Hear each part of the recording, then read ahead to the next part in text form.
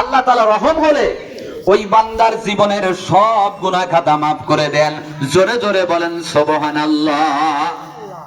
সেই কোরআন থেকে আমরা আজকে শুনতে এসেছি।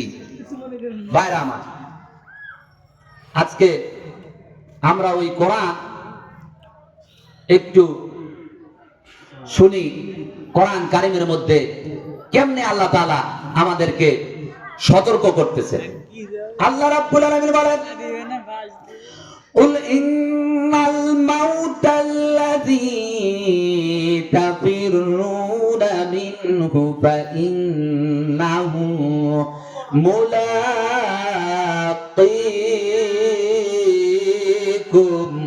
জোরে জোরে বলেন আল্লাহু আকবার। ভাইরা আমার, বন্ধুরা আমার, আল্লাহ রাব্বুল আলামিন তিনার নবীকে ডাক দিয়ে বলেন, হে নবী, আপনি কোরআনের বার্তাবাহক, আপনি তাদের কাছে পৌঁছে দেন। নিশ্চয়ই তোমরা এই মউত হতে, মৃত্যু হইতে তোমরা পলায়ন করতেছো, কিন্তু নিশ্চয়ই এই মৃত্যু তোমাদেরকে অবশ্যই অবশ্যই তোমাদেরকে স্পর্শ করবে, অর্থাৎ সাক্ষাৎ পাবেই পাবে। জোরে জোরে বলেন সুবহানাল্লাহ। সুবহানাল্লাহ। এই কোরআন দিয়ে মৃত্যুর ফয়সালা করা হয়েছে। মৃত্যু কেমনে আসবে, কেমনে আসে, এই কোরআন থেকে কমপ্লিট বান্দাকে জানানো দেওয়া হয়েছে। সেই জন্য ওই মৃত্যু যে আসবে, ওই মৃত্যু যে আসে, এই কারণে আল্লাহ তাআলা আরেক জায়গায় জানায় দিতেছেন, কুল্লু নাফসিন যায়িকাতুল মাউত। এই পৃথিবীর মধ্যে, আসমান জমিনে যত জীব আছে, সমস্ত প্রাণীর একদিন মউতের স্বাদ অবশ্যই তাদেরকে গ্রহণ করতে হবে। মৃত্যু নাই এমন কোন কিছু আল্লাহ তাআলা সৃষ্টি করেন নাই। জোরে জোরে বলেন সুবহানাল্লাহ। সুবহানাল্লাহ। সেই মৃত্যু আমার আপনার সামনে যখন এসে যাবে, তখন আমি আপনিও পাগল হয়ে, উম্মাদ হয়ে ওই মৃত্যুর কাছে এরকম সাহায্য চাবো। কিভাবে? মৃত্যুর কাছে বলা, আমরা এভাবে আশ্চর্য হয়ে বলবো, হে মালাকাল মাউত, দেওয়া যায় কি একটু সময়, যেই সময়টার মধ্যে আমার জীবনে যত পাপ করেছি, যত গুনাহ করেছি, সমস্ত গুনার জন্য আমি একটু অনুতপ্ত হব, একটু ক্ষমা চেয়ে নেব, একটু আল্লাহ পাকের কাছে এরকম করে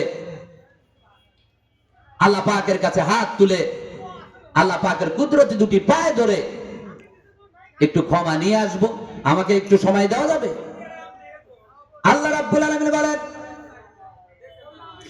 আইনামা তাকুনু ইউদরিকুমুল মাউতু ওয়ালাউ কুনতুম ফি